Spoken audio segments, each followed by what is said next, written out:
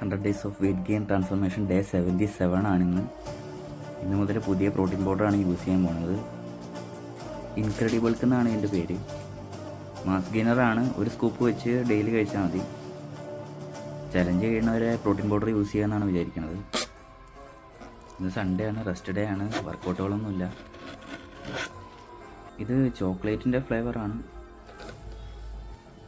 എൻ്റെ ഭാഗ്യത്തിന് ഇതിൻ്റെ സ്കൂപ്പ് ചെയ്യുന്ന സ്പൂൺ മേളിൽ തന്നെ ഉണ്ടായിരുന്നു, അതുകൊണ്ട് അധികം കഷ്ടപ്പെടേണ്ട വന്നില്ല എടുക്കാനായിട്ട്. എന്തായാലും ടേസ്റ്റും കാര്യങ്ങളൊക്കെ ഒന്ന് പരീക്ഷിച്ച് നോക്കാം.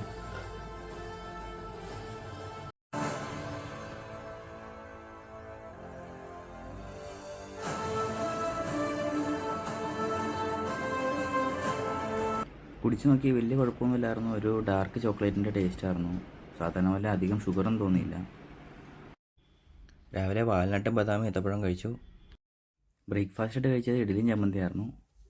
ഫുഡൊക്കെ അടിച്ച് കഴിഞ്ഞിട്ട് ഞാൻ പുറത്തോട്ടൊന്നും ഇറങ്ങിയായിരുന്നു. മഴയൊക്കെ ആയതുകൊണ്ട് ഒരു റബ്ബർ ചെരുപ്പ് മേടിക്കണമെന്ന് കുറച്ച് നാളെ ആഗ്രഹിക്കണം. അപ്പോൾ ഇന്നിറങ്ങിയപ്പോഴത്തേക്കും ഒരു സംഭവം കിട്ടി.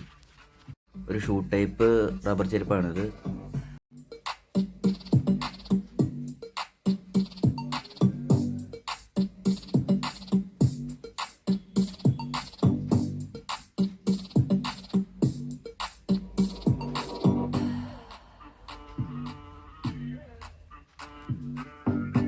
പിന്നെ കുറച്ച് പച്ചപ്പയർ മേടിച്ചായിരുന്നു. പച്ചപ്പയർ കുതിർത്തി കഴിക്കാനായിട്ടാണ്.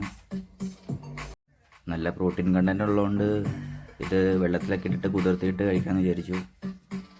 ഞാൻ ഒരു കൈപ്പിടി എടുത്തിട്ട് കഴുകി വൃത്തിയാക്കി ഒരു ടവലിൽ പൊതിഞ്ഞ് ജനലിൽ തൂക്കിയിട്ടു.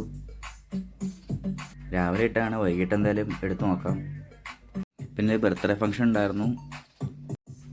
അവിടെയൊക്കെ പോയി ഭക്ഷണമൊക്കെ കഴിച്ചു. സദ്യയായിരുന്നു കഴിച്ചത്.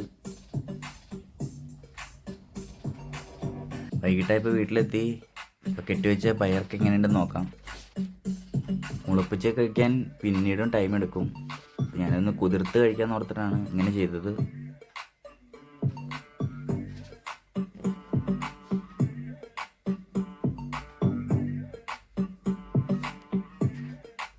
ഇപ്പോൾ നന്നായിട്ട് കുതിർന്നിരിപ്പുണ്ട്. എന്തായാലും കഴിച്ചു നോക്കാം.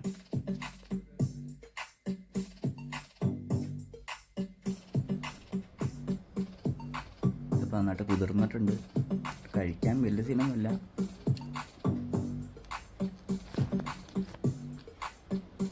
ചെറിയൊരു ചവർപ്പ് പോലെ ഉണ്ട്, പച്ച ആയതുകൊണ്ട്.